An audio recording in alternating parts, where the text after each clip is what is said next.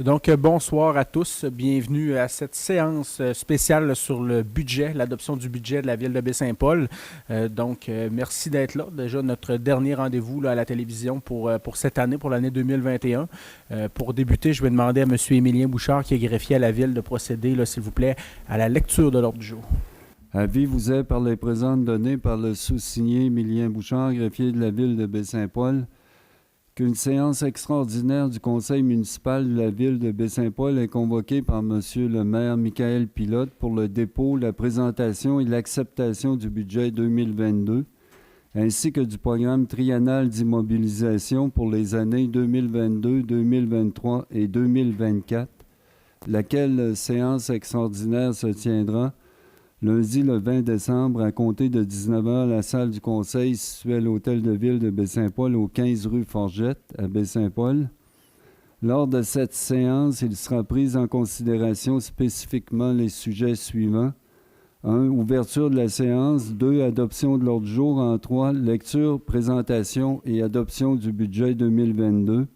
En 4. Lecture, présentation et adoption du programme triennal d'immobilisation pour les années 2022, 2023 et 2024. En 5, adoption d'une résolution pour la publication du budget 2022 et du programme triennal d'immobilisation selon l'article 474.3 de la loi sur les cités et villes. En 6, période d'intervention des membres du conseil. En 7, questions aux commentaires du public. En 8, levée de la présente séance. Il est à souligner que les délibérations de cette séance extraordinaire ainsi que la période des questions porteront exclusivement sur le budget et le programme triennal d'immobilisation. Donc, merci, M. Bouchard. Est-ce que maintenant j'ai une proposition? Je vais le proposer. Donc, c'est proposé par M. Boily et c'est secondé par M. Fizette. Maintenant, donc, en point 3, lecture, présentation et adoption du budget 2022. Donc, je vais commencer par l'énoncé budgétaire. En ce temps de pandémie prolongée, nous faisons face à une forte augmentation de l'indice du prix à la consommation, à une diminution très importante des compensations tenant lieu de taxes, entre autres la baisse importante de l'évaluation pour l'hôpital de Baie-Saint-Paul, et à bien des charges additionnelles dans nos coûts de fonctionnement. Le nouveau conseil s'est tout de même donné, avec sa direction, l'objectif de modérer le plus possible ses effets sur le compte de taxes des contribuables, et ce, dans un contexte du dépôt d'un nouveau rôle et d'une volonté affirmée de rendre des services de qualité. Maintenant, si on y va pour les prévisions budgétaires, nous allons y aller pour commencer là, par les revenus. Il y a un tableau également qui est à l'écran là, qui vous est diffusé en direct. En termes de revenus de taxes, les revenus de taxes cette année, en 2022, on prévoit là, des revenus de l'ordre de 12 405 273 $. Comparativement, là, en 2021, là, on note un écart positif, donc 1 415 144 $, ce qui s'explique, là, entre autres, là, par, il y a eu de nombreuses, on sait qu'il y a un boom là, au niveau des constructions, il y a plus de portes sur le territoire à Baie-Saint-Paul, là, donc il y a plus de contribuables qui paient des taxes, et également là, à l'indexation là, du coût là, de la taxe foncière, donc on va parler là, plus en détail là, dans les prochaines minutes. Au niveau des services, donc au niveau de la taxation qui regroupe les services, quand on parle de l'aqueduc, des égouts, des ordures ou encore de la récupération, on note également là, cette année un écart de 16 256 en plus de l'an dernier. Donc, on parle cette année, là, qui est un budget là, prévu de 3 601 273 $. Pour les tenants lieu de taxes, excusez, les tenants lieu de taxes, là, c'est ce qui englobe là, ce que le gouvernement paie pour ses bâtiments, que ce soit là, en matière de santé, de services sociaux, les établissements du réseau de la santé, les hôpitaux, quand on parle en éducation, les écoles primaires, secondaires. On parle cette année là, d'un budget de 2 301 105 $, comparativement à 3 283 435 $ en 2021. Donc, c'est une perte, là, un manque à gagner de 982 330 $ qui est vraiment là, en lien avec la baisse d'évaluation de l'hôpital de Baie-Saint-Paul. C'est clair et certain que l'hôpital a un impact là, qui est très considérable dans notre budget. On va en reparler tantôt, mais c'est clair que si on avait encore les revenus de l'hôpital, bien, la situation serait très différente.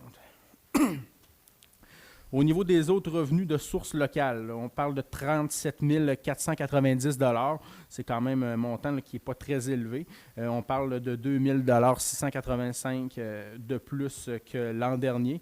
Ça, les autres revenus de sources locales, là, c'est ce qui entrait là, surtout là, aux organismes religieux là, qui paient là, une tarification moindre qu'un compte de taxes particulier, les organismes à but non lucratif également. Si on y va dans les autres revenus, ce qui touche entre autres là, nos ententes avec le service incendie là, pour l'ensemble de la MRC, les amendes qui sont perçues également au niveau de la cour municipale. Donc, on prévoit là, 432 864 $ comparativement à 421 537 là, l'an dernier, donc ce qui signifie que c'est un plus là, de 11 327 $.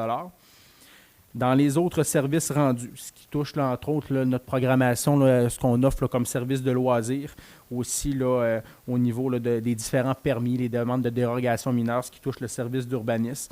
On y va là, pour 1 811 572 $. C'est en augmentation là, de 590 869 comparativement à 2021. Au niveau des transferts maintenant, ce qui touche surtout les subventions et les aides là, qui nous proviennent des gouvernements supérieurs, soit le provincial et le fédéral, mais majoritairement le provincial, on parle de 458 691 $. Il y a une diminution à ce niveau-là là, de 464 216 $, là, qui est principalement, là, surtout, vous savez, dans les dernières années, là, on a eu de l'aide COVID là, en raison de la pandémie. Là, actuellement, il n'y a rien là, qui nous indique à ce moment-ci qu'on recevrait là, ce type d'aide de la part des gouvernements. Au niveau du surplus affecté, atténuation pacte fiscal, bien, on est à zéro, donc ça reste à zéro également. Dans les réserves financières et les fonds réservés, on prévoit 13 090 $ comparativement à 39 608 $, donc une baisse là, de 26 518 $, ce qui fait en sorte qu'on aurait un budget de fonctionnement de la ville là, qui s'élèverait à 21 61 358 $, qui est en augmentation là, sur le budget de 2020. Là, on parle de 563 217 en plus que du budget de 2020. Comme je l'ai mentionné tantôt, oui, au niveau des revenus de taxes, on va aller chercher quand même le plus de revenus au niveau des taxes là, qui s'expliquent. Là, ça vaut la peine de le rementionner. Il y a plus de contribuables qui paient à Baie-Saint-Paul et également, il va y avoir une indexation là, du taux de taxe. Si on y va maintenant là, au niveau là, du petit diagramme là, qui nous donne un petit peu là, des chiffres, là, ça parle de lui-même. Là, si on regarde au niveau des taxes là, dans nos revenus, on parle de 58,90 % de nos revenus qui sont liés là, directement à la taxation. Au niveau des services qui sont offerts, là, que ce soit là, dans la MRC ou autres, là, on parle de services de 17,10 % là, qui représentent de nos revenus. Les enlieux, donc ce que le gouvernement nous paie là, pour les bâtiments sur le territoire, donc on parle de 10,93. Les sources locales, là, les bâtiments là, au niveau religieux et autres organismes. Bref, là, plus on y va, là, ça c'est des plus petits montants.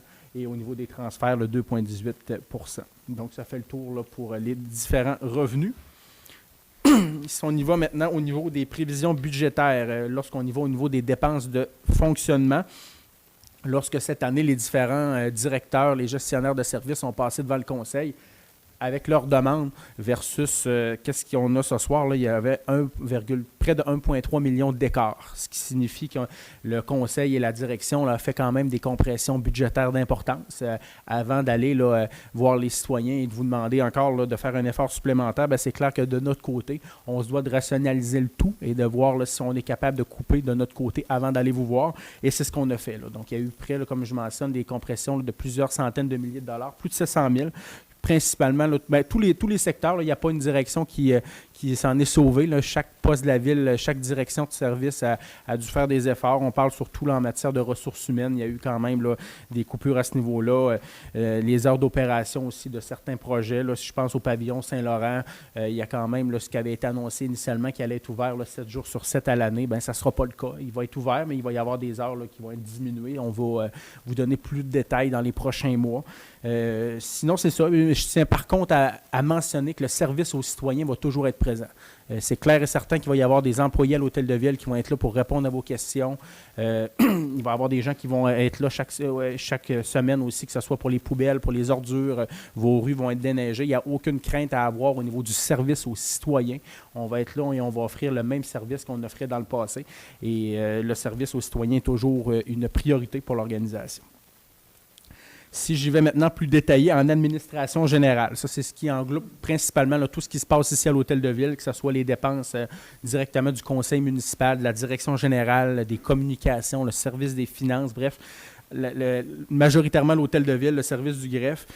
On prévoit des dépenses de l'ordre de 2 711 080 $ comparativement à plus de 2 millions l'an dernier. Donc, c'est un écart, là, on a une diminution là, du coût de fonctionnement de ce poste budgétaire-là de 135 477 $. En sécurité publique, ce qui englobe là, surtout la police, le service incendie, la sécurité civile, on prévoit des dépenses de 2 659 326 comparativement à un peu plus de 2,5 millions l'an dernier. Sur le 2,6 millions, excusez, il y en a près de 1,7 million là, qui va pour payer là, notre violentante là, pour le service de la Sûreté du Québec sur le territoire. Donc ça, c'est quand même un bon montant. Là. Fait que si on regarde 2,6, il y a 1,7, là, près de 1,7 qui part directement de notre budget qui s'en va là, pour payer la Sûreté du Québec sur notre territoire. Transport routier, maintenant, c'est ce qui englobe l'entretien des routes, que ce soit en hiver ou le déneigement et l'entretien en été. On parle de 3 19 204 $ comparativement à 2,8 millions l'an dernier. Donc, c'est une augmentation de 151 000 $ là, sur notre budget cette année. Pour le dernier poste là, que j'ai mentionné tantôt, sécurité publique, là, je ne l'avais pas mentionné, mais l'écart est de plus de 91 000 pour cette année. En hygiène du milieu, c'est ce qui englobe dans le fond là, tout ce qui entrait là, à l'aqueduc et égout. Cette année aussi, là, le budget augmente là, pour s'établir à un peu plus de 2,2 millions. On parle d'un écart là, de 57 817 $ en plus de ce qui était là, en 2020.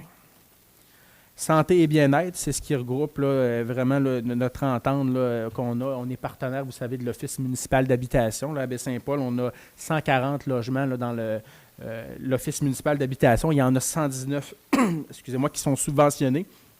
Donc, il y a également là, notre entente aussi avec la Fondation de l'hôpital de Baie-Saint-Paul. Vous savez qu'on s'est engagé sur 3 ans à payer 20 000 $ par année là, pour un montant de 60 000 $ là, pour l'achat du scan à l'hôpital de Baie-Saint-Paul. Donc, ça rentre dans le 107 465 $. C'est pour ça qu'il y a quand même une hausse là, comparativement à la 65 319 $ de 2020. En aménagement, urbanisme et développement du territoire, 2 736 193, donc c'est en augmentation de 26 $ comparativement à l'an passé, donc c'est assez faible comme augmentation. Ça le dit, on parle de le budget de fonctionnement du service d'urbanisme. Il y a aussi ce qui englobe la maison mère. Au niveau de maison mère, vous savez que la ville paie directement là, pour certains locaux. Là, quand je pense à la chapelle, le jardin d'enfants, le local là, qui abrite le club des fermières. Donc ça, c'est tout défrayé par la ville. Là. De ce montant-là, on parle d'autour de 435 000 $ qui est donné directement à Maison Mère. Et en développement économique, là, on a un commissaire au développement économique à la ville de Baie-Saint-Paul qui dispose d'un budget d'autour de 100 000 $ qui est compris également dans ce poste budgétaire-là. Activités récréatives, c'est tout ce qui englobe le service des loisirs, que ce soit au niveau de l'aréna, notre programmation, les différentes activités qui s'offrent dans le secteur du Bloc C au Centre éducatif Saint-Aubin, les différentes activités, la fête nationale, tout ça, c'est tout dans le poste budgétaire des activités récréatives. Cette année, on prévoit 2 928 547 $. C'est en augmentation de 89 733 $ comparativement à 2020. Maintenant, dans les activités culturelles, c'est ce qui englobe au niveau là, de la culture, que ce soit la bibliothèque, le carrefour culturel Paul Médéric, nos activités culturelles. On prévoit 769 356 $. C'est en diminution de 67 000 $ là, comparativement à 2020. Lorsqu'on rentre dans le financement, bien, c'est ce qui touche le service de la dette, là, les frais de financement, les intérêts sur la dette. On parle d'1 134 735 $ comparativement à 905 591 $ en 2020. Donc, une hausse de 229 144. Et le remboursement en capital sur la dette, là, cette année, on va rembourser plus sur la dette. On était à 2 486 765 $ cette année, et l'an dernier, on était à 2 365 740 $, plus de 121 000 là, qu'on va rembourser là, en plus que ce qu'on remboursait en 2020. Dans les affectations, le remboursement au fonds de roulement. Donc, le fonds de roulement, là, c'est un fonds d'1 million qu'on a à la ville et qu'on se prête à nous-mêmes. Donc, c'est sans intérêt. Et le fonds de roulement, là, on prévoit cette année là, 247 880 versus 264 913 $ l'an dernier. Donc, une diminution de 17 000 $. Lorsqu'on regarde au niveau du total des dépenses et des affectations, ben, c'est le même montant. On prévoit un budget cette année qui sera équilibré. On parle de 21 061 358 $. Donc, le budget sera équilibré cette année. Quand je vous disais que le service sera maintenu également, ben, en termes d'aide directe au milieu communautaire et aux événements, la Ville de Baie-Saint-Paul va quand même continuer là, de donner 360 000 $ par année. C'est pas rien. Donc, on est une ville qui aide le milieu. C'est les différents organismes communautaires qui sont sur le territoire de la ville s'inscrivent dans ce programme là, pour recevoir de l'aide budgétaire et aussi là, les différents événements. Vous savez que Baie-Saint-Paul, on est une ville qui vit. C'est agréable de demeurer à Baie-Saint-Paul. Les gens, ça fait notre fierté. Et ces événements-là, on est également présents là, pour soutenir ces différents événements. Lorsqu'on regarde maintenant le tableau, la pointe là, qui représente les différentes dépenses, en administration générale, on est à 12,87 % de nos dépenses. En sécurité publique, là, tout ce qui touche la police, l'incendie, 12,63 %. Au niveau de le transport routier, comme je mentionnais, tout ce qui est l'entretien de notre réseau routier. L'hygiène du milieu, l'aqueduc et les égouts, 10,73 %. En urbanisme, maintenant, l'urbanisme, 12,99 %. Les loisirs et la culture, c'est quand même un bon pourcentage. C'est ce qui fait en sorte aussi là, d'avoir une bonne qualité de vie. Les gens sont fiers quand même de nos activités, 17,56 %. Et le service de la dette là, qui touche un peu plus de 17 % à la ville là, de nos dépenses de fonctionnement.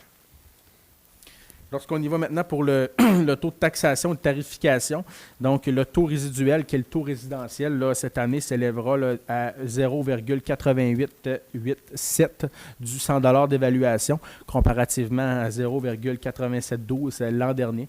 Donc, c'est une petite augmentation. C'est quand même c'est très faible. On l'a limité aussi.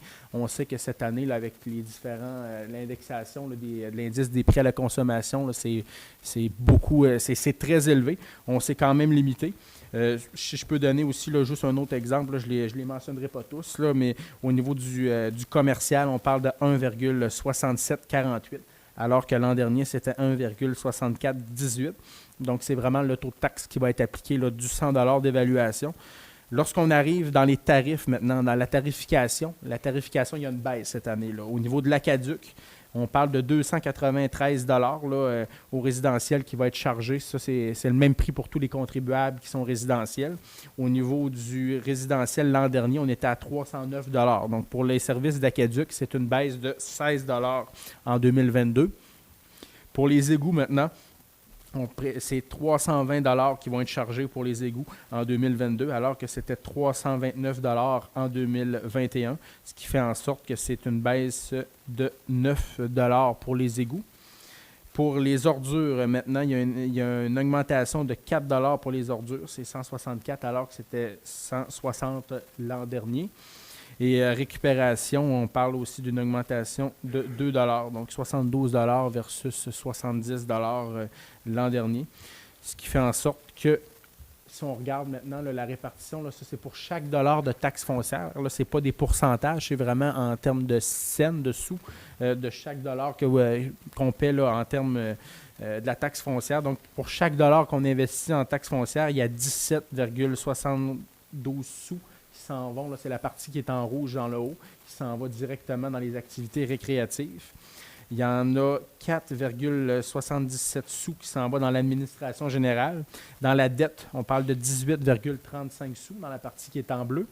Dans la partie qui est en rose, ce qui est la sécurité publique, là, il y a 17,57 sous qui s'en va pour chaque dollar investi. Dans le transport routier, dans le fond, dans l'entretien des routes, on parle de 20,80 sous là, qui s'en va pour chaque dollar investi. Et en urbanisme, là, on parle de 13,19 sous là, dans la partie qui est en mauve. Donc, ça fait quand même une bonne répartition là, de chaque dollar que les citoyens là, paient là, en termes de la taxe foncière. Dans les exemples de charges fiscales, maintenant, pour une résidence qui est évaluée à 200 000 qui est desservie. Quand on parle d'une résidence qui est desservie, c'est qu'elle a les services d'aqueduc et égouts, ce qui signifie que la plupart là, du territoire urbain là, ont accès à ces services. Donc, pour une résidence qui est évaluée à 200 000 cette année, l'an dernier, en 2021, on payait 2 610 et cette année, là, on parle de 2 626 ce qui fait en sorte qu'on parle d'une hausse du compte de taxes de 16 pour une résidence desservie qui est évaluée à 200 000. Il y a une augmentation au niveau du foncier, au niveau de la taxe foncière, mais cependant, il y a une baisse au niveau de l'aqueduc et égout qui fait en sorte de limiter là, quand même là, la baisse là, qui est quand même très faible. Fait en tout, on va parler d'une hausse de 0,61 ce qui est quand même pas là, exagéré. Là. Pour une résidence maintenant qui est évaluée à 200 000 qui est non desservie, donc beaucoup dans le secteur rural, on a une hausse qui est un petit peu plus prononcée, mais je pense que ça respecte encore la capacité de payer. Là, on va parler d'une hausse de 41 cette année. Là, on était à 1 972 comparativement cette année à 2013 c'est la même chose, le taux est identique au niveau de la taxe foncière. Cependant, la baisse de tarification en aqueduc et égout n'est pas applicable puisque ces gens-là ont un puits souvent là, à la maison et ne paient pas là, pour le réseau d'aqueduc. Si on se transporte maintenant dans le secteur commercial, donc, la valeur est plus élevée. Là, on considère que c'est des valeurs qui sont moyennes, évidemment. On y va pour un commerce qui est évalué à 400 000 et qui est desservi. Donc, on payait là, 7 891 en 2021 et on y va pour 8 006 cette année en 2022. On parle d'une augmentation de 115 qui est principalement aussi là, au niveau là, de la taxe foncière là, qui est plus élevée là, dans le secteur commercial. Donc, on va parler d'une hausse de 1,46 %. Si on y va maintenant dans le secteur qui est non desservi, encore la même chose, un commerce qui est évalué à 400 000 mais qui n'a pas les services d'aqueduc et égout fournis par la Ville. Donc, c'était 7 113 en 2021 et maintenant, on y va à 7 259 donc une hausse de 146 qui représente le 2,05 d'augmentation, qui s'explique aussi là, une taxe foncière qui est un peu plus élevée et qui n'ont pas là, accès à la tarification là, en matière d'aqueduc et égout. Donc, ça complète vraiment le budget de fonctionnement en termes d'opération. Ce que je peux dire, c'est encore une fois la baisse d'évaluation de l'hôpital nous a amené là, à devoir refaire des choix budgétaires, à refaire des compressions budgétaires. Si l'hôpital avait resté là, identique et qu'on avait encore l'hôpital là, qui fournissait le même montant, bien, c'est clair et certain qu'il n'y aurait pas eu de baisse de taxes, qu'il n'y aurait pas eu de hausse de taxes, cette année. On aurait eu fort probablement un gel, même une baisse de taxes. Là.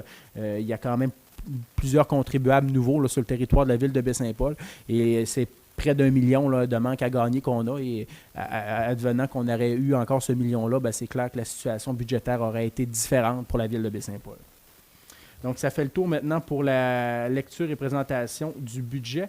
Maintenant, je vais prendre une proposition pour l'adoption du budget. Donc, c'est proposé par M. Ménard et c'est appuyé par M. Fizet. En point 4, maintenant, nous sommes rendus au plan triennal en immobilisation. Donc, on vient de passer la partie là, du courant, le budget de fonctionnement. Maintenant, le plan triennal en immobilisation, c'est tout ce qui touche les projets. Donc, souvent, c'est ce qui est un petit peu plus apprécié là, de la part de la population. Dans le premier projet, on va parler de l'anneau de glace, la phase 2 de l'anneau de glace. Vous savez qu'on a un anneau de glace, le sentier de glace, là, qui est dans le secteur du centre éducatif Saint-Aubin, dans le Boisé, qui est bien apprécié là, de nos contribuables, qui a été là, inauguré, là, je pense, c'est en février 2020, juste avant la pandémie, et qui sert, là, qui va servir encore cet hiver. On a prévu 10 000 en 2022, donc c'est pour faire une étude et pour, pas une étude exhaustive, là, mais c'est vraiment plus de la planification, puisqu'on projette de faire une phase 2, d'agrandir le sentier de glace là, à l'intérieur du Boisé. Donc la phase, en 2022, c'est la préparation de tout regarder là, de la façon qu'on va agrandir. Et en 2023, on prévoit 100 000 d'agrandissement là, du sentier de glace, qui fait en sorte que c'est un total de 110 000 La participation de la Ville est de 55 %, donc il y a de l'aide financière à ce niveau-là, ce qui fait en sorte que la Ville, là, au total, va payer là, 60 000 là, pour ce projet-là. Le deuxième projet, c'est un projet qui est bien connu de la population. On en parle déjà là, depuis plusieurs mois et plus activement depuis les dernières semaines. C'est la phase 2 de l'Arena. Vous savez qu'en 2022, là, ça va être vraiment les travaux là, d'importance qui vont la remise à niveau là, de notre Arena. On parle de 5 950 000 il va y avoir aussi en 2023 400 000 d'investissement là, pour la fin des travaux qui en tout là, sera un projet de 6 350 000. On est à une aide la ville, dans le fond, la part de la ville est de 28 % à ce niveau-là. Il y a quand même là, de l'aide là, non négligeable de la part des gouvernements, que ce soit le fédéral et le provincial, de par un programme conjoint de la mise à niveau des infrastructures. Et on a aussi là, un peu moins d'1 million, là, 959 000 là, qui va être fourni par la MRC à ce niveau-là. Le troisième point maintenant, c'est les espaces aquatiques et sportifs. Il y avait un projet là, de la ville de Baie-Saint-Paul là, autour là, du tournant des années 2010, 2009-2010, qui était de faire une pataugeoire qui était annexée là, au centre éducatif Saint-Aubin. Ça fait maintenant plus de 10 ans. On doit remettre à jour ce projet-là. Donc, en 2022, on prévoit de faire un dossier d'opportunité qui va nous permettre là, de regarder là, qu'est-ce qu'on a besoin comme ville pour nos citoyens, puis qu'est-ce qu'on a besoin aujourd'hui, qu'est-ce qu'on a besoin aussi pour les 10 prochaines années, les 20 prochaines années, encore pour les 50 prochaines années. Lorsqu'on investit dans des infrastructures de loisirs et de sport, c'est pas pour 5 ans. Là, on refait l'Arena, puis on ne refera pas l'Arena encore dans 2 ans. C'est vraiment des projets qui sont à long terme, et c'est la même chose qu'on va faire pour nos infrastructures aquatiques. Fait que, est-ce que ça va être une pataugeoire? Est-ce que ça va être une piscine de plus petite envergure qu'on a actuellement à Saint-Aubin? Ça va être à déterminer. Est-ce qu'on va y annexer un gymnase si on s'aperçoit qu'on a besoin là, d'avoir un plateau sec? Bien, c'est toutes des questions qu'on va élucider en 2022. On va regarder qu'est-ce qu'on a besoin et où est-ce qu'on fait ça. Est-ce qu'on le fait annexer encore du côté de Saint-Aubin? Est-ce qu'on le fait sur un autre lieu? Bref, ça va être des questions qu'on va devoir répondre en 2022. Et en 2023, on prévoit encore 65 000 puisque ça va être la mise en place du dossier d'affaires initiales. Puisqu'on sait que ces projets-là, là, vous le voyez plus loin, là, on parle de la part de la ville de l'ordre de 30 %, ce qui signifie qu'on s'attend de l'aide du provincial et du fédéral. Et on doit être prêt lorsqu'il arrive un programme de subvention. Là, on a mis 2,6 millions en 2024 et en 2023, le dossier d'affaires initiales, c'est de ficeler notre projet. Puisque lorsque les programmes de subvention sont affichés, il faut être prêt. C'est pas on voit le programme de subvention où on se prépare. Puisque lorsque le programme est ouvert, il faut déposer le projet et les étapes d'analyse de projet, là, c'est sur plusieurs mois. Là. Donc, actuellement, le projet, on prévoit que ça se réaliserait en 2024. Cependant, s'il y a un programme de subvention intéressant qui s'offre précédemment, bien, c'est clair qu'on va saisir la fenêtre et l'opportunité. Donc, en tout, là, la part de la ville pour ce projet-là serait de 30 %, là, donc autour de 819 000. Lorsqu'on arrive dans la mise à niveau d'équipements sportifs, culturels et parcs, on prévoit 77 700 en 2022, 76 000 en 2023 et 66 000 en 2024 pour un total de 219 000. Donc, ces différents équipements là, qu'on aurait sur le territoire, on parle là, d'un abreuvoir. Vous savez qu'on en a installé un l'an dernier là, aux abords du terrain de soccer. C'est bien apprécié. En même temps, ça s'inscrit bien là, dans notre politique de développement durable qui fait en sorte de diminuer l'utilisation du plastique. Et on prévoit là, de mettre en place un abreuvoir de ce type-là là, sur le territoire par année. Donc, un nouveau en 2022, un autre en 2023 et un autre en 2024. Il y a un abri solaire également là, qui devrait être installé cette année en 2022 là, dans le coin des jeux d'eau aussi. Là. C'est un abri qui était prévu d'être installé en 2021, mais pour différents facteurs, là, ça va être installé en 2022. Et ça aussi, ça englobe là, des travaux là, de réfection là, dans notre bloc sanitaire là, au niveau là, du centre éducatif Saint-Aubin, notre chalet des sports, et de différents travaux là, sur nos bâtiments, au niveau sportif surtout. Prochain projet maintenant, l'Observatoire d'astronomie. On prévoit 60 000 en 2022. C'est un projet là, qu'on a avec le club d'astronomie, un club de Baie-Saint-Paul. C'est un partenariat. On sait que de plus en plus, les gens veulent observer le ciel. On a une politique également de ciel étoilé. Actuellement, on n'avait pas d'infrastructure publique. Là, ce qu'on viendrait faire, ça serait de collaborer. Le club d'astronomie, il va au niveau du télescope. Ils ont une campagne de financement actuellement là, de levée de fonds pour acquérir le télescope. Et nous, au niveau de la ville, ça serait la tour d'observatoire, là, si je peux l'appeler comme ça, qui serait là, dans le secteur du quai. Ce qui fait en sorte aussi que ça deviendrait public et ça serait le plus accessible à la population là, de pouvoir observer le ciel étoilé là, ici même, à Baie-Saint-Paul. Donc, l'apport de la Ville est de 100 % là, pour notre partie de l'Observatoire. Prochain projet, maintenant, les passerelles cyclables. Donc, c'est dans le cadre des travaux de la 138, là, des travaux qui vont s'effectuer à l'été 2022. On parle au niveau, là, en porte-à-faux, des passerelles là, qui seraient au niveau du pont, là, près du Hyundai Jean-Roch-Thibault. On parle de 139 000 là, c'est en 2023, pardon, je me suis trompé, là, 139 000 en 2022. C'est surtout pour les honoraires et de professionnels. Et en 2023, là, on parle d'1 040 000. C'est assez élevé, cependant, là, on s'est validé. C'est vraiment là, ces coûts-là là, qui sont là, dans ce type de projet. Donc, on parle d'un total là, de 1,1 million, un peu plus d'1,1 million de dollars. Et l'apport de la Ville à ce niveau-là serait de 30 %. Donc, il y a quand même là, 70 % de subvention pour un total de 352 000 à la charge de la Ville. Dans les infrastructures, maintenant, amélioration en hygiène. Donc, c'est ce qui touche toutes nos infrastructures souterraines là, au niveau de l'aqueduc et ou des égouts. Donc, on parle de 1 083 000 en 2022, 750 000 en 2023 et 350 000 en 2024 pour un total de 2 183 000. À ce niveau-là, là, c'est 80 % de la Ville, à la charge de la Ville, là, cette facture-là. Donc, un peu plus d'1,7 million de dollars là, qui sera à débourser. Un autre projet aussi qu'on parle plus activement dans les derniers mois, c'est l'agrandissement de la caserne de pompiers. Là, ça fait plusieurs, même c'est pas même dans les derniers mois, on en parle déjà depuis plusieurs années. Là, moi, je suis arrivé au conseil en 2017 et ça se parlait. Donc, on parle de 300 000 en 2022 qui touche. Les travaux devraient commencer le fin 22 et donc au début de l'année, il y a quand même là, les professionnels, tout ça. Fin de l'année, on devrait débuter pour se terminer en 2023 là, de l'ordre de 800 000 $. Donc au total, 1,1 million. C'est subventionné à 35 %. Donc l'apport de la Ville de 65 % excédentaire est de 385 000 $. L'augmentation de la capacité des bassins, maintenant, c'est encore aussi dans nos systèmes d'égouts, les eaux usées. Donc on parle de 125 000 $ en 2022. De 50 000 $ en 2023 et d'1 million en 2024. Donc, la phase d'importance sera en 24 et pour un total de 1 175 000 $. À ce niveau-là, il y a des subventions de l'ordre de 50 %. Donc, on y va à 587 500 $ pour la Ville. Conversion du réseau d'éclairage, donc un projet aussi, là, un beau projet qu'on va avoir en 2022. Tous les différents lampadaires sur notre territoire vont être changés. Pas le lampadaire, mais vraiment l'éclairage au bout. Là, maintenant, on va avoir de l'éclairage au DEL sur l'ensemble du territoire, ce qui va faire en sorte qu'on va économiser sur notre facture d'électricité. En même temps, en termes de gaz à effet de serre, il va y avoir une diminution à ce niveau-là. Et on sait aussi là, que la durabilité là, de l'éclairage au DEL, là, ça dure plus longtemps. On parle de 385 000 $ qu'on aura à investir cette année et l'apport de la Ville à ce niveau-là est de 15 %. Donc, c'est quand même très subventionné et on aura là, un déboursé total de 57 750 $ à faire. Le parc agro. Le parc agro, maintenant, c'est un projet là, qu'on parle aussi là, activement. On est, vous savez que tout ce qui se trame au niveau du parc agro, là, que ce soit sur les anciennes terres là, de M. Larouche et actuellement qui est la propriété de M. Yves Simard, le parc agro, c'est un souhait de la Ville qu'on veut développer sur le territoire.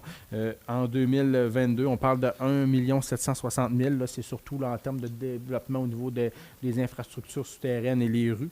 Et on va y avoir 200 000 $ en 2023, donc pour un total de 1 960 000 $. Et ça, à ce niveau-là aussi, c'est subventionné puisque la part de la Ville est d'environ 10 % pour 196 000 $. Le pavage de différents tronçons de rues et de routes, j'en avais parlé en campagne électorale. Il y a aussi d'autres conseillers aussi qui en avaient parlé. On sait qu'au niveau de la ville de Baie-Saint-Paul, on a un secteur urbain, mais on a un secteur rural également qui comporte différents rangs des chemins. Et on avait là, un budget là, en termes là, du PTI annuellement qui était autour de 700 000 cette année là, pour le pavage de rue. On va y aller à 900 000, donc 200 000 $ supplémentaires d'accordés. En 2023, on va monter l'aide des crédits budgétaires à 1 million. Donc, on va travailler plus fort à ce niveau-là. Et en 2024, on va revenir là, autour de 700 000 $ pour un total de 2,6 millions, 60 % au niveau de la part de la Ville. Dans ce secteur-là, au niveau du pavage, ce soir, on débloque les crédits budgétaires.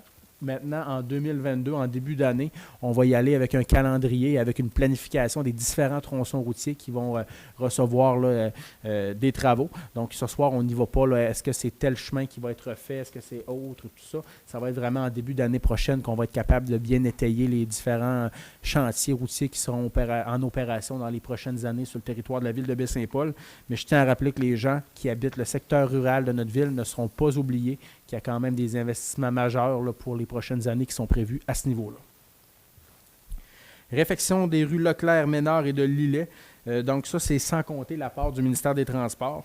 On parle de 250 000 $ en 2023, 3 148 000 $ en 2024 pour un total de près de 3,4 millions, 3 398 000 $. Une part de 70 % au niveau de la ville. Ça, vous savez qu'il va y avoir là, des travaux aussi. Là. Cette année, on parle de travaux qui sont là, sur la 138 en 2022, et par la suite, là, autour de 2024, on va y avoir là, des travaux d'importance qui vont pour la réfection du boulevard Leclerc. Ça s'en vient. Malheureusement, c'est en fonction de différentes explications. C'est retardé. Là. On sait qu'on devait le faire initialement. Là, c'était supposé être cette année, 2022 au début, ça a été reporté à 2023 et là, les travaux ont décalé sur la 138, donc ça explique là, en grande partie même là, que le tout là, est repoussé dans le temps. Maintenant, trottoir, pont, ponceau, glissière, muret et berge. On prévoit 918 000 $ en 2022, 375 000 $ en 2023 et 210 000 $ en 2024 pour un total de 1,5 million. La part de la ville est de 75 % et on parle d'une participation de la ville de l'ordre de un peu plus de 1,1 million de dollars. Au niveau des berges, il va y avoir quand même de l'importance des corrections au niveau des berges. Il y a M. Bouchard aussi qui pourrait peut-être là, ajouter là, à ce niveau-là. Oui, ou peut-être une petite précision par rapport à deux éléments qui précédaient, M. Peut-être. D'abord, au niveau de l'agrandissement de la caserne, il faut flipper les montants. En fait, c'est à 35 % à la charge de la municipalité et 65 % subventionné. Je ne sais pas ce que tantôt vous avez inversé. Mais ça d'une part. Puis d'autre part, pour ce qui concerne la conversion du réseau d'éclairage, il faut voir que là-dedans, c'est pas qu'on va recevoir des subventions, c'est que au résiduel, le 15 %, c'est qu'on se sera autofinancé par les économies d'énergie. Alors, bien lire les petites notes en légende là, pour ceux qui consulteront le plan triennal. Alors, c'est pas de la subvention, c'est de l'autofinancement parce qu'il y aura des économies d'énergie. L'économie est déjà incluse. Tout à fait, okay. C'est ça. Maintenant, nous sommes rendus, c'est ça, au niveau des berges, il va y avoir quand même des investissements majeurs. On sait que lorsqu'on rentre dans la réfection des berges, c'est assez important. Donc, c'est tout ce qui touche la rue Saint-Jean-Baptiste. Là. Il va y avoir des corrections d'importance au niveau aussi de certains ponts et ponceaux là, sur notre territoire là, qui vont être corrigés, notamment le pont couvert dans les prochaines années, qui va subir un petit peu d'investissement. Là. Il y a un autre pont là, dans le coin là, du Trait-Carré. Dans les accessoires, que ce soit en incendie, en sécurité et information, on parle là, des accessoires, là, surtout là, des équipements là, au niveau là, de nos pompiers, des équipements là, qui sont quand même importants. Et ça, on les change là, en rotation dans le temps pour pas qu'ils soient tous à changer là, la même année. Donc, on parle de 149 500 $ en 2022, 175 000 en 2023 et 70 000 $ en 2024 pour un total de 394 500 $. Ça, la participation de la Ville est estimée à 100 % à ce niveau-là là, pour la totalité du montant. Dans les équipements roulants et autres, là, c'est ce qui est principalement des véhicules, que ce soit pour notre service du génie, pour notre service de l'embellissement aussi.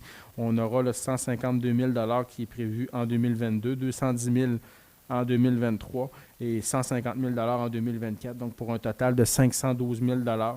La participation de la Ville est pas mal aussi là, au maximum. On parle de 99 %. L'autre est au niveau là, du fonds de roulement, si je ne me trompe pas. C'est bien ça? Oui. Au niveau du maintien des actifs immobiliers et ce qui est entreposage, c'est ce qui touche là, en grande partie nos bâtiments. Et on sait aussi là, qu'on manque d'espace pour entreposer. Là, et au niveau là, de notre grange qui est derrière le garage municipal, là, il devra subir là, des travaux d'investissement.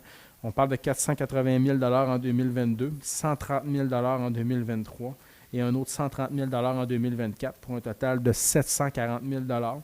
La participation de la Ville est également à 100 % à ce niveau-là. Plateforme technologique et bureautique, maintenant, c'est ce qui touche entre autres là, tout notre système d'informatique à la ville. Là, aussi, là, en 2022, il va y avoir là, des changements là, au niveau de la téléphonie, la suite Office également. Il y a plusieurs changements qui sont à venir. Donc, ça touche également du maintien d'actifs là, en informatique. On parle de 130 000 $ cette année en 2022, 100 000 $ en 2023 et 100 000 $ en 2024 pour un total de 330 000 $. Ça aussi, à ce niveau-là, là, c'est 100 % à la charge de la ville. Donc, en 2022, on prévoit, là, en termes des projets en immobilisation, là, de l'ordre de 12 684 200 $. De ce montant-là, il y a quand même là, de l'aide des partenaires, que ce soit le gouvernement ou autre, là, 7 479 461 $. Donc, la participation de la ville est un peu plus de 5,2 millions là, cette année, en 2022, là, sur le 12 684 200 de projets. En 2023, ça va être une plus petite année en termes de projets. On baisse à 5 721 000 $ en termes des projets. L'aide financière qui est estimée là, des partenaires à 2 622 813 $ pour un total aux frais de la ville de 3 98 187 $. On va remonter un petit peu en 2024 là, pour de l'ordre de 8 524 000 pour une aide là, des partenaires 3 727 800 et le tout là, qui sera à la charge de la ville là, de 4 796 200 $. Ce qui fait en sorte là, que pour notre ensemble des projets, on parle d'une aide au niveau de la ville là, de 49 % des projets là, qui sont à la participation de la ville. Là, je ne dirais pas subventionnés pour le reste parce qu'on voit qu'il y a des petites exceptions, mais grosso modo, on parle, le reste, c'est des subventions, mais il y a, comme M. Bouchard mentionnait tantôt, il y a quelques petites exceptions. Là, des fois, c'est avec l'économie là, que la ville va faire là, sur l'éclairage ODEL, mais la majeure partie des autres projets, on peut parler là, c'est des subventions. Donc, en tout, la participation de la ville là, sur le total là, est de 13 99 126 $, ce qui est quand même très acceptable pour le lot de projets. Même, là, j'ai donné quelques exemples par poste, là, mais on a un document ici là, de plusieurs pages qui fait la nomenclature des différents projets. Donc, oui, il y a des projets à la ville là, pour les prochaines années. Si maintenant on se transporte de l'autre côté, il y a peut-être au niveau du fonds de roulement un petit peu, là, au niveau du fonds de roulement, comme je mentionnais tantôt, là, qui est le fonds de roulement qui est ce qu'on s'emprunte à nous-mêmes et par la suite, là, qui est sans intérêt, on parle de 900 470 $. Pour la prochaine diapositive, maintenant, dans les projets majeurs qui sont en cours de réalisation, donc on parle de la mise aux normes de la maison mère. On parle là, d'un montant autorisé là, qui est déjà autorisé de 1,3 million de $. Il y a 200 000 $ qui ont été investis déjà là, en 2021. Et on prévoit là, 1,1 million là, en 2022. Là, c'est des travaux, là, on sait, là, au niveau du bâtiment. Et il y a différents projets là, qui sont à venir à la maison mère. Là, entre autres, là, on parle au niveau que ce soit avec Espace Bleu. On en a déjà parlé également là, dans les derniers mois. Et c'est ça, là, on parle de 1,3 million au total. Au niveau du pavillon Saint-Laurent, maintenant, du pavillon Saint-Laurent et de la tour d'observation, donc un montant autorisé de 1 921 500 $. Il y a déjà là, près de 1,2 million qui est déjà là, investi. Et là, on y va là, en 2022 là, pour 737 176 $. Il y a quand même là, des choses qui ont été coupées au projet. Là, on parle, entre autres, il y avait des sentiers là, autour, sentiers cyclables, là, on peut l'appeler comme ça, qui étaient supposés là, dans le projet, mais qui ont été retranchés, comme je mentionnais là, tantôt. Ça, on n'est pas dans le budget de fonctionnement, mais en termes du budget, là, on est en termes d'infrastructure, mais comme je mentionnais, dans le budget de fonctionnement tantôt, au niveau du pavillon Saint-Laurent, il y a quand même là, des coupures budgétaires qui ont eu lieu à ce niveau-là. Dans l'autre, maintenant, la réfection du boulevard Monseigneur de Laval, donc un chantier routier là, d'importance qu'on va voir là, l'été prochain. On parle de 5 200 000 $. Il y a 143 442 $ là, en 2021 qui a été là, investi. Et là, pour l'an prochain, là, on parle de 4 856 558 $. Et il y a un 200 000 $ aussi là, qui est budgété là, pour 2023 là, et plus. Là. Donc, la participation de la ville est estimée là, à 35 % pour ce projet-là. Et au grosso modo, là, au total, là, on parle de 46 % là, qui est à l'apport de la ville là, dans ces différents projets-là qui sont en cours, qu'on vient de parler. Donc, ça fait le tour pour notre programme triennal en immobilisation, pour nos différents projets qui sont à venir là, dans les prochaines années. Comme je mentionnais, c'est vraiment des grandes nomenclatures, mais il y a un document qui est encore plus précis, là, qui concerne l'ensemble des projets qui sont ciblés et que vous allez entendre parler là, dans les prochains mois, les prochaines années, puisque par la suite, le Conseil là, revient avec une résolution là, pour adopter là, chaque projet qui est identifié là, dans ce tableau-là. Donc maintenant, je serai à l'adoption là, pour le plan triennal en Permettez, M. le maire, je le proposerai. Vous proposez le plan triennal en immobilisation? Oui, c'est très bien. OK. Est-ce que j'ai un secondeur? M. Duchesne. Donc, le plan triennal en immobilisation est adopté. Maintenant, on est rendu au point 5, l'adoption d'une résolution. C'est pour la publication du budget 2022 et du programme triennal en immobilisation là, selon l'article 474.3 de la loi sur les cités et villes. Donc, c'est proposé par M. Ménard et c'est appuyé par Mme Annie Bouchard. La période maintenant d'intervention des membres du Conseil. Est-ce que j'ai des membres du Conseil qui désiraient prendre la parole à ce moment-ci? Pas M. Bessonne, M. Fizette? Non plus. M. Ménard? Oui. Bonjour. Je voudrais en profiter ce soir pour souhaiter joyeux Noël et bonne année à tout le monde. En même temps, vous avez vu aussi dans le budget que ce n'est pas un budget, comment qu'on pourrait dire, remanié au complet pour le nouveau conseil, plus un budget de continuité cette année. Avec tout ce qui s'est passé, ça n'a pas été facile avec l'hôpital et les autres choses. On a été chanceux quand même. Baie-Saint-Paul vit de l'effervescence et ça nous permet de conclure un budget qui, à mon avis, est sain pour tout le monde de Baie-Saint-Paul. Fait que, sur ça, bonne fin de soirée. Merci, M. Ménard. Est-ce que Mme Bouchard, vous désirez prendre la parole? Oui. Là, ça marche. Oui. Oui. Bon. Bonsoir tout le monde. Moi, une de mes priorités, c'est sûr, c'est un nouveau budget pour moi. C'est la première fois que je m'impliquais dans le budget de la ville de Baie-Saint-Paul. J'avais deux choses. C'était vraiment tenir en compte tous les citoyens.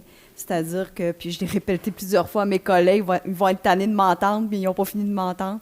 De ne pas oublier que le salaire moyen de citoyen de la population de Baie-Saint-Paul est de 34 000 $. Donc, ce n'est pas élevé. Pour moi, c'était quand même quelque chose que j'avais toujours derrière la tête puis que je soulignais parfois à mes collègues de travail. Et également, c'est important aussi de ne pas d'offrir encore d'excellents services à la population. Fait que c'est sûr que ça aussi, ça a un coût. Donc, je pense qu'on est quand même fiers là, de ce qu'on a réussi à faire cette année, vu les circonstances. Et vu que, on se souvient, là, pour moi, là, je suis toute nouvelle, fait que il a fallu s'approprier là, le dossier assez rapidement. Puis, tant qu'à avoir le micro, je vais en profiter, tout comme Jean-François, nous souhaiter vraiment un joyeux temps des fêtes. Malgré les circonstances, je pense qu'on peut quand même en profiter, s'amuser.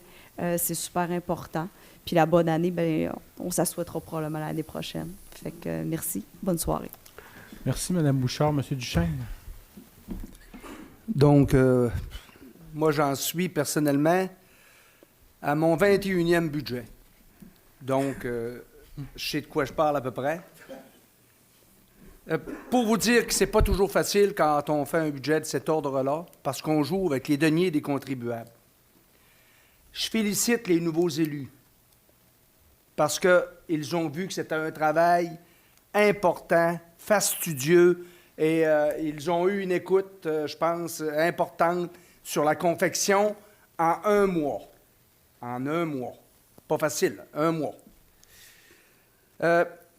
Cette année, la concrétisation du budget, pour ma part, 35 heures de présence à la ville, sans compter les heures de lecture pour l'ensemble des autres conseillers ou du maire ou des fonctionnaires à domicile. Là. C'est sérieux ce qu'on fait. On a rencontré l'ensemble de tous les services. On a regardé la fixation de leurs priorités. On a analysé tous leurs besoins. Je peux vous le dire, contribuables, tout a été scruté à la loupe. À la loupe. Notre réserve avec la contestation de l'hôpital, malheureusement, est à sec. Fait que, comme conseil, faire le budget, pas beaucoup de marge de manœuvre. comme M. le maire l'a mentionné, nous avons coupé 700 000 au budget courant. Là, c'est pour les fonctionnaires, pour le secrétaire, pour le greffe, pour le trésorerie. En tout cas, checkez votre truc, c'est pas facile, là. Nous sommes une ville de centralité et ça, en pleine expansion. Jean-François vient de le mentionner. On grandit, on a de l'essor à peu près partout. Donc, l'an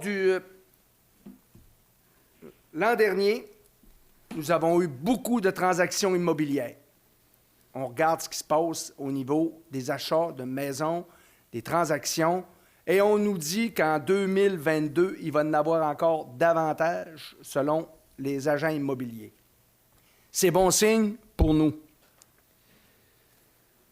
Beaucoup de nouveaux projets ont été identifiés au PTI, au programme triennal en IMO, et cela représente des revenus additionnels aussi pour 2022. La hausse du compte de taxes est en dessous de l'IPC. Je vous rappellerai que l'IPC, présentement, est à 4,7 % en octobre. Ce soir, comme citoyens, vous et moi, comme contribuables, devrons débourser un peu plus pour nos taxes. Mais j'ai fait un petit calcul. Je ne veux pas trouver d'excuses, mais quand on regarde ça, là, ça fait moins de 1 $ par semaine. Moins de 1 $ par semaine. Puis je ne veux pas trouver d'excuses. Je sais qu'il y en a qui vont peut-être trouver que le 1 $ est additionné à tout ce qui arrive au niveau des taxes à consommation, à l'épicerie, etc. Mais le Conseil a tout pris les mesures pour s'assurer d'une saine équilibration et d'une augmentation, je vous le dirai, importante. Donc, on a travaillé largement. Je n'excuse pas l'augmentation de taxes, là. Mais je suis assuré que tous les autres membres du Conseil sont avec moi pour vous dire qu'on a fait le meilleur des budgets possibles. Pour le PTI, dans mon district, 3 choses. Montée-Saint-Antoine, Aqueduc et Égout.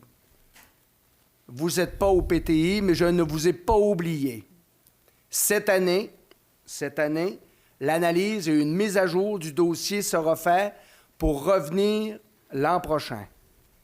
Donc, une analyse plus exhaustive sera faite et mise à niveau. Pour la route du relais, la piste cyclable que je promets, que je n'ai pas réalisée depuis 12 ans, cette année, nous allons vérifier nos emprises pour savoir si on a réellement un endroit pour la confectionner. Moi, je pense qu'avec les nouvelles familles qui sont dans le secteur, avec les nouvelles habitations, sur chemin du relais, en plus, avec la vitesse où les gens circulent, ça prend une piste cyclable pour les gens, pour en plus permettre à la ville de faire un parcours central. Pour Chemin de la Pointe, à son extrémité au sud, encore là, nous avons de la difficulté à avoir de l'emprise de la part des citoyens du secteur. Si on n'a pas d'emprise, puis qu'on a un chemin à 14-15 pieds de large, c'est impossible de faire un chemin qui se tient debout. Donc, il va falloir que les propriétaires du secteur nous donnent une chance et nous cèdent un peu de terrain pour faire un chemin carrossable et qui fait logique à Baie-Saint-Paul.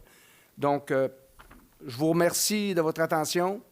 On a un excellent budget et je vous souhaite à toute la population santé, santé et santé pour 2022. Merci, M. Duchesne. M. Boily. Merci, M. le maire. Juste pour continuer un peu ce que M. Duchesne disait, que tout le monde pense la même affaire. Moi, je pars du prémisse que ce n'est pas en critiquant le passé que l'on peut vraiment prévoir positivement l'avenir. Puis ça, en fait, je suis très content du budget. C'est confortable, c'est agréable à entendre et à voir. C'est sûr que par rapport à Maison-Mère, on a commencé à diminuer le fardeau fiscal là, qui était sur nos épaules à chacun de nous comme concitoyens. Puis les prochaines années ça va encore un peu plus alléger. Pour l'hôpital, nécessairement, les prix de la taxe, je suis content parce que l'ancien conseil à lequel je faisais partie, on a pris un peu le phénomène de l'écureuil, où on a fait des provisions, on était prévoyant, on était positif pour tout le monde, et ça va être également, mettons, intéressant dans cette dimension-là, puis pour pouvoir minimiser un peu les effets négatifs de cette hausse de taxes-là. Comme je disais, c'est un budget confortable, malgré les circonstances, et les circonstances, on les a vues, on les a vécues, et je pense que ça va bien aller. Il y a quelques éléments pour ma part qui vont être à vérifier dans les prochains mois, dans les prochaines semaines. Je vais le faire de façon honnête, et je vais le faire pour jouer vraiment le franc jeu, et je vais jouer franc jeu avec tout le monde. Également, en espérant maintenant, comme tout le monde, que nous n'aurons pas d'inconvénients ou d'incidents qui vont minimiser ou qui vont tout détruire ce qu'on est en train de construire. À tous mes concitoyens au de Baie-Saint-Paul, je souhaite quand même une bonne année. Une bonne année avec beaucoup de santé, tant mentale que physique. Puis également aussi, je remercie un peu, en passant, l'aspect un peu administratif de la ville de Baie-Saint-Paul qui nous ont été un précieux allié et aide. Messieurs, je vous remercie et au plaisir de se rejaser bientôt. Oui, bien merci, M. Boily. Donc, je vais y aller là, pour les questions du public, puis je reviendrai là, pour la conclusion là, que je vais me permettre à la fin. Est-ce qu'il y a des questions du public? Non? Donc, je suis déjà rendu à ma conclusion. Donc, comme un petit peu comme tout le monde l'a mentionné, je pense que c'est un budget qui est très responsable. On parle d'une hausse des taxes là, qui est très faible. Cependant, on le voit, là, tout augmente, que ce soit le panier d'épicerie, que ce soit le loyer, l'électricité, bref, l'indice des prix à la consommation, là, le dernier qui est sorti en octobre, on parle de 4,7% d'augmentation. En novembre, 4,7% d'augmentation. Il y en a un autre qui va sortir prochainement. Donc, ça augmente. Et là, actuellement, on voit qu'à la ville, là, nous aussi, les factures, ça augmente à la ville. Lorsque l'électricité, on doit les payer aussi. Nos employés, on doit payer également. Lorsqu'on arrive à faire immatriculer nos véhicules, on doit payer également. Donc, on a plusieurs factures aussi à payer, ce qui fait en sorte que c'est une hausse qui est très ferme, mais qui va nous permettre là, aussi là, d'être responsable et de remplir nos différentes obligations à ce niveau-là. Au niveau des remerciements, j'en profite dans un premier temps pour remercier là, tous les membres du conseil. Merci pour l'implication que vous avez donnée. M. Duchesne en a parlé tantôt. Là, c'est plusieurs dizaines d'heures. La confection d'un budget, ça demande beaucoup. Surtout cette année, là, on est un nouveau conseil. Ce qui fait en sorte qu'il y a eu la sermentation le 12 novembre dernier. Par la suite, là, entre le 12 novembre et aujourd'hui, il y a eu de nombreuses rencontres. Là. Chaque service a été étudié, ce qui fait en sorte là, que le Conseil a pu ce soir là, arriver avec l'adoption du budget. Donc, merci. Merci d'avoir été là. Merci aussi d'avoir été présent, autant physiquement que d'esprit. Il y a eu plusieurs questions qui ont été posées. Il y a eu également des directives qu'on a données aussi qu'on voulait que ça soit dans le budget. On l'a mentionné aussi ce soir, il y a eu plus de 700 000 $ en compression. Fait qu'il y a eu quand même là, plusieurs heures de travail à ce niveau-là. J'en profite aussi pour remercier M. Bouchard à la direction générale là, qui s'est impliqué grandement au niveau du budget. M. Régent Tremblay aussi, qui est directeur des finances à la ville, qui a fait également là, plusieurs heures à ce niveau-là.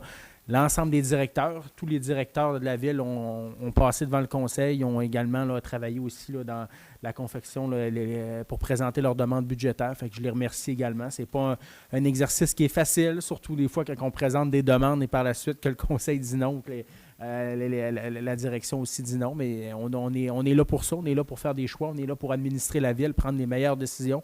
Et ça, prendre les meilleures décisions, ça ne veut pas toujours dire oui. Il y a des fois que ça nous impose de dire non. Et c'est ça qu'on a fait également.